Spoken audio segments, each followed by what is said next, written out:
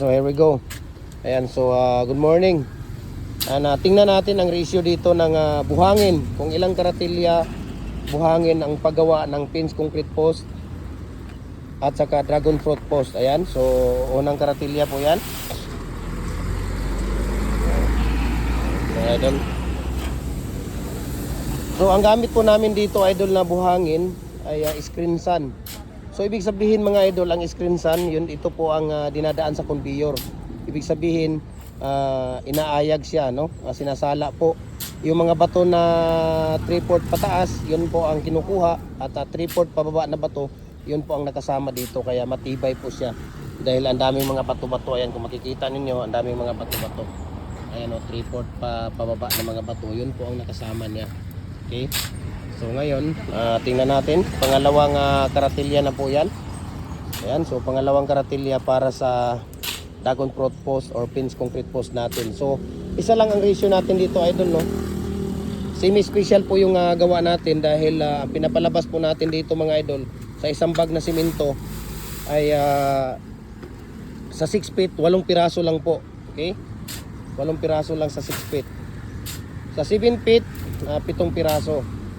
Sa 8 feet, 6 na piraso ang pinapalabas natin dito. So, pangatlong karatilya na po nila yan, or wheelbarrow. Pangatlong wheelbarrow na po nila ito, or karatilya, no?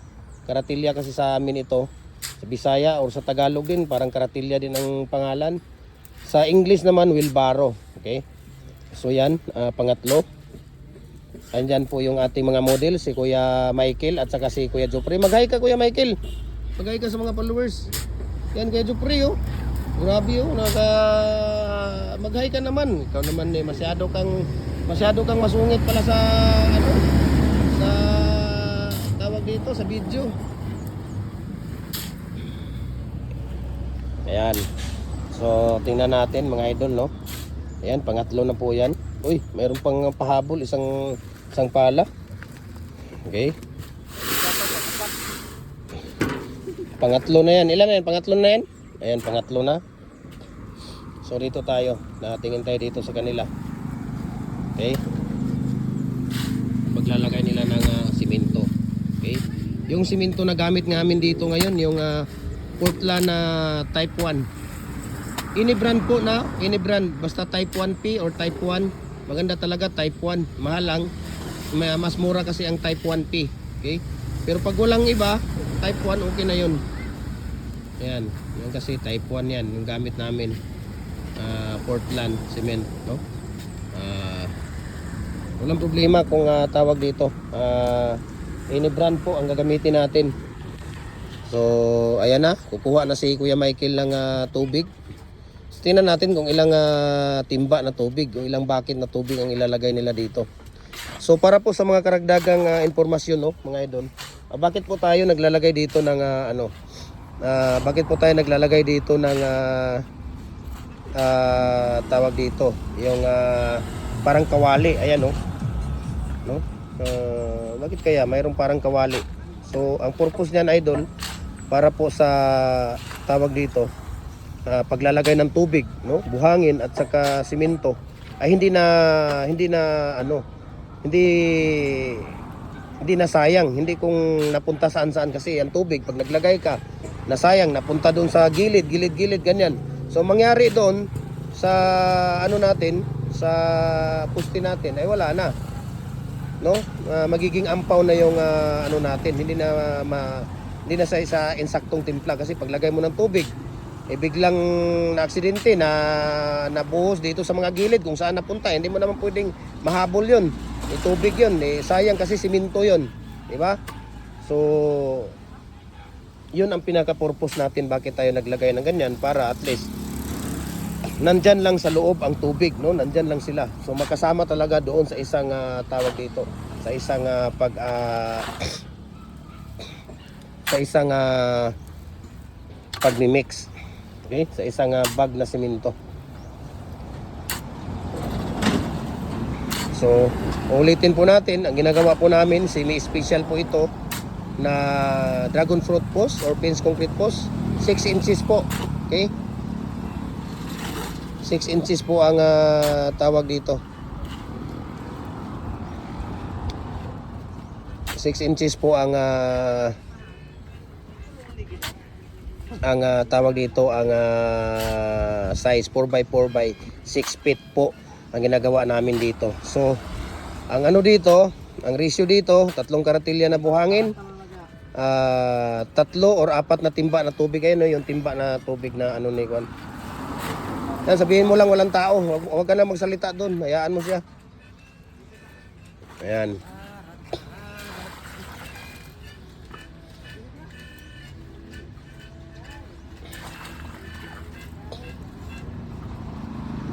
So, yan po no, yung tubig na ano ni ano, yung malaking bucket. Tapos 2 galon. So, tingnan natin si Kuya Michael kung ilan yung ratio na dito. Ano yung buhangin, ilan ng ano niya dito. Ayan, sorry po no. So hanggang magbubunot sila no. Hanggang hugutin nila itong ano. Ayan. Okay. So ito kukuhanin na nila ito mga idol no. 15 to 18 minutes lang po ito. No, pwede nang tanggalin.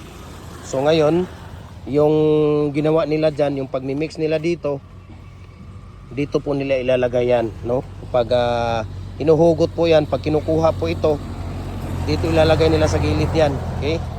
Ayan, tingnan natin maya-maya ang pagbubunot nila, ang ano nito, pag-alis ng molder. So 15 minutes lang po mga idol, 15 to 18 minutes, no? Kagaya nito mga idol, kung nakikita ninyo yan, na wala ng tubig, ayan, pwede na talagang hugutin yan. Hindi yung abutin ng 1 oras o ilang oras, no? Hindi mo na ang hirap ng hugutin yan. Ang hirap na po talaga, no? Kailangan, pag wala na ang tubig dyan sa ibabaw, ayan, kagaya niyan, pwede nang hugutin yan. 15 to 18 minutes pag tag-init. No, kagaya nito, mainit oh. Tingnan mo, mainit yung panahon. Ayan, no, mainit ang panahon. So, pwede niyo nang hugutin yan. So, follow na po kayo sa ating Facebook page, mga idol, no? Jim Hardware and Kuko Lumber and Concrete Products. Follow lang brands. Jim Hardware and Kuko Lumber and Concrete Products. Kanituan brands. Triple A and F Kuko Lumber. Lumbia Mahayahay brands. Ayan, Cagayan de Oro City. Sa ating personal Facebook account, Felix Tan Pagikan Jr.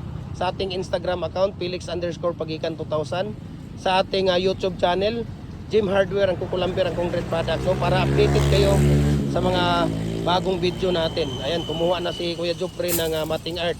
Itong mating art, ang ating mating art ay 8mm na rebar or deform bar na gamit natin, standard.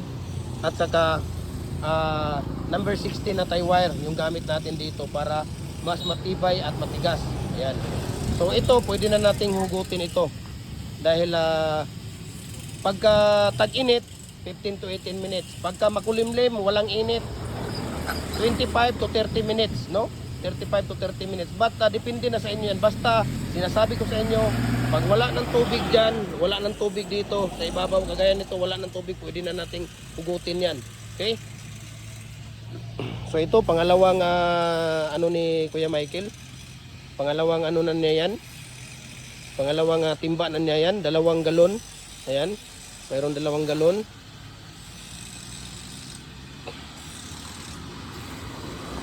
Tapos mayroong 1 bucket na malaki. Ayan.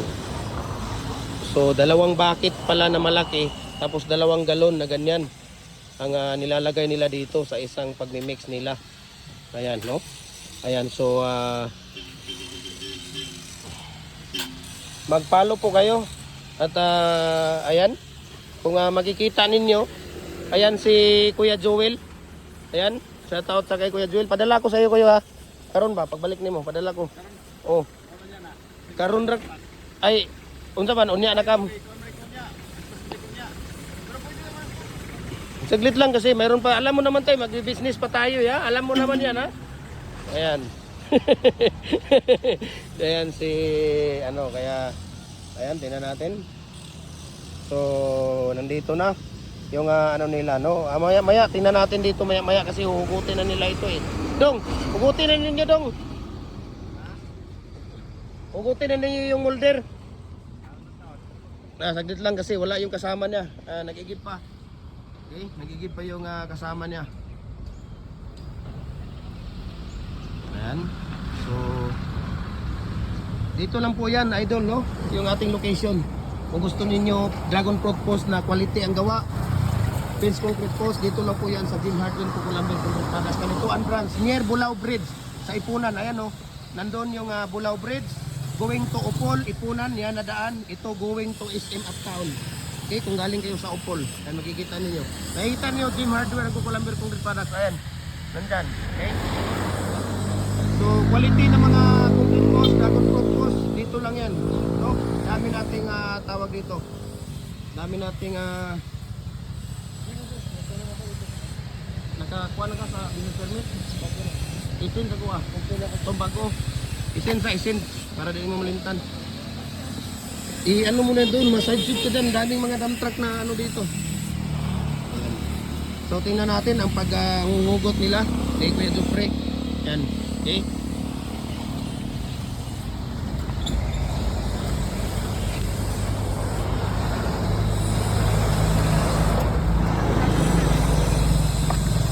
Tingnan natin yung paghugot nila ng ano. So ito, ayan, pangatlong timba na po yan, nilalagay niya. So 3 timba, 4 na galon. Lagay niya na tubig, no? Kailangan talaga yung ano. So ganito lang, napaka-simple. Bakit sinasabi ng iba na bakit ang tagal? No, ang tagal hugutin, mahirap daw 'yan, no? Tingnan niyo. Oh, napakadaling hugutin. Oh, di ba? Saglit, papakita natin yung ano niyo dong.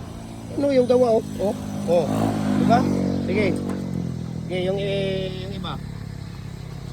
Oh, di ba? Makikita niyo yan diyan. Oh. Napakabilis lang, napakadaling hugutin lang 'yan. Oh. Di ba? Isa. Oh. Biro mo sa isang bira. Oh. So tingnan natin ang paglalagay ng mating art. So mating art na naman tayo. No, na-send mo na kuya? Tingnan natin yung mating art niya. Oh, lalagay ni Kuya Jupre yung mating art. Ibig sabihin itong bakal na nilalagay natin dito sa loob ng ating poste para po ito ay titibay. Ayan, so tingnan natin. There we go. Kung paano niya ilalagay yung ating mating art. So banatan mo na yan din dong para maka-start. Naka-start na dong dahil nag-video ako dong. So habang 2 tao lang talaga ang kailangan dito, no? Pagka-fix ang ginagawa, gamit natin ng molder. Pagka single mold, detachable lang, pwede 1 tao pagka detachable. Pero maganda talaga 2. Dahil mahirap pagka isa lang. Ayan, so ganun lang po, no? Paglalagay natin ng mating art. Ayan, no? Makikita ninyo. Bago na yan, bago na ano? Yung ngayon, 2025. Lahat, sinektura mo yung 3. Ay, ano na sir? Same naman yung Yung 2, yung business lang ang ano mo. O BIR, bakit? Same lang ang BIR? Hindi ah. wala sa BIR sir, wala DTI, saka 2303, yun ang kailangan. Ayan. Nasin mo na sa akin. Ayan, so nandito lang si Kuya Jupre, no? Ayan. Napakasimple. Bakit sinasabi ninyong ang tigas hugutin, ang tigas na ano? Hindi ah. Madali lang kasi 15 to 18 minutes lang. Pwede na nating tanggalin eh.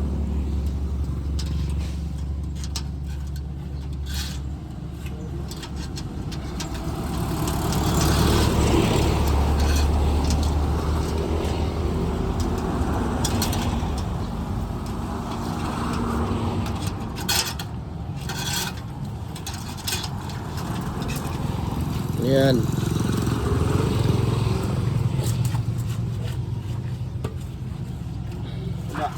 Sige.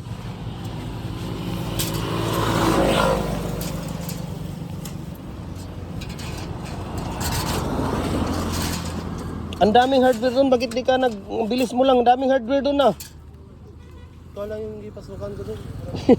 Nandun si Bonilio ah. Bakit di ka anong sa harap? Doon sa Balulang. Mayroon pang Tito Hardware doon. Yung branch din namin sa Balulang. Hindi na daw ito, ano naman? Hindi na daw? Kasi lang daw mag-order.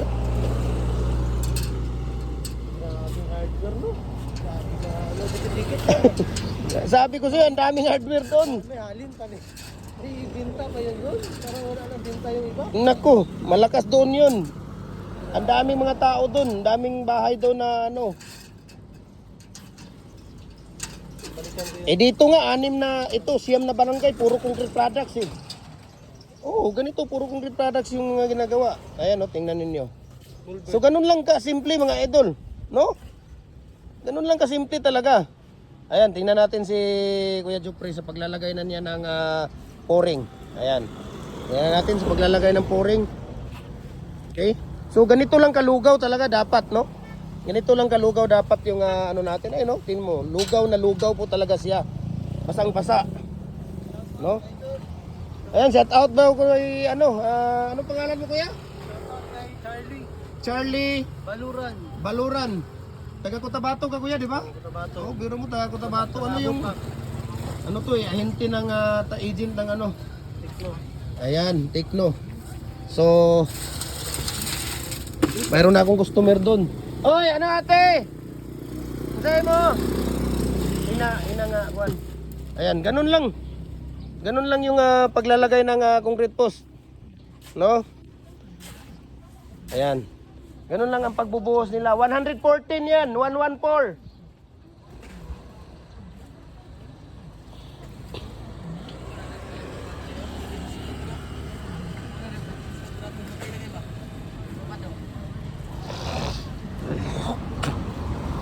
Saglit lang. So ganito lang po ang paglalagay at pagbubuhos mga idol, no? Ayan, so maraming salamat po sa ating lahat. God bless po sa ating lahat, no? Ayan. Okay?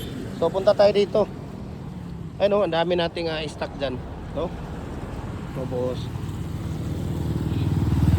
So dito lang tayo.